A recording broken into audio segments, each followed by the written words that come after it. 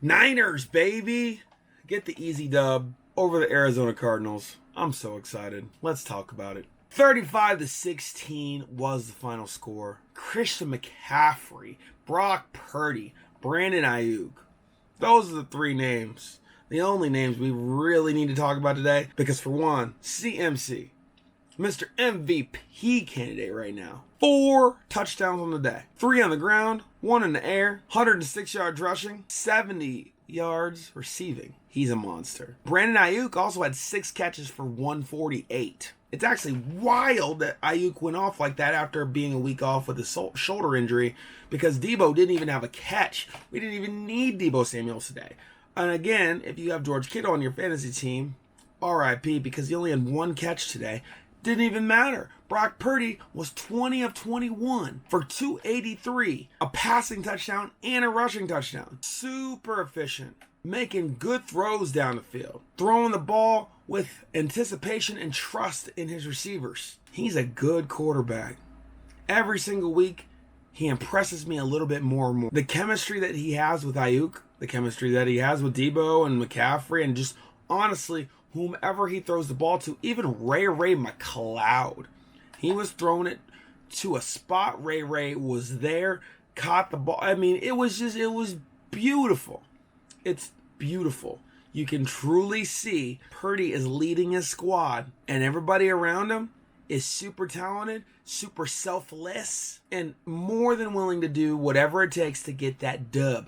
So 35-16 is that final score. Javon Hargrave had another sack. That might be 1 per game so far this year. He's kind of a monster. So glad we picked him up. Fred and Dre both had 10 tackles apiece. They actually gave Ambry Thomas a little bit of a shot there in the late second quarter, and he got beat. He got beat twice. He got beat for a touchdown. I'm here for him getting the work because you're never going to get better unless you get reps, but those reps right there were not good. Not good stuff he has on film right there today. Not a rookie beating him down the field twice. Yeah. As for the Cardinals, Joshua Dobbs actually didn't look too bad. If the Cardinals had more weapons, just more anything, I think the Cardinals could be a decently formidable team with Joshua Dobbs because bro's balling out right now for who he is, for what he is, for what he has around him. Throwing for 265 for 2 touchdowns, shoot. He ain't no Brock Purdy, though. The fact that Brock Purdy only threw 1 incompletion, and the 1 incompletion was literally just a throwaway because they blitzed him like crazy on that play, and he just had to throw it away, or he was going to take a sack. Very wild. Protection-wise, we blocked our butts off. Only gave up 1 sack. There's a reason why Brock Purdy's QB rating is 134.6 today. Not just because he's smart, not just because he knows where to throw the ball, not just because the offense is fantastic and the receivers get open and get into space and Kyle Shanahan's a genius. It's a big, perfect marriage and all of those things are happening. But also, the offensive line is doing their job.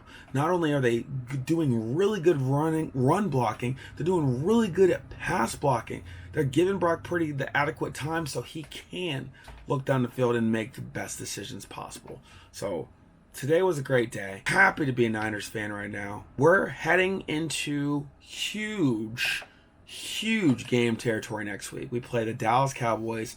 It's at home. It's on Sunday Night Football. I firmly believe we have the ability to win that game. These next couple weeks are going to test us because it's a couple of good defenses. It's the Dallas Cowboys and it's the Cleveland Browns.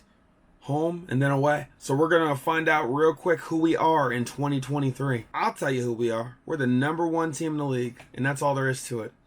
Miami got the brakes beat off them today. I know they were like the sexy pick to be number 1 in some power rankings because they scored 70 last week, but like I thought, and like a lot of other people thought, when Miami plays a top team, you see who they really are, and they're not exactly that. And they played Buffalo today and they got whooped. So Niners, they've got to be number 1 in people's power rankings. They just have to be.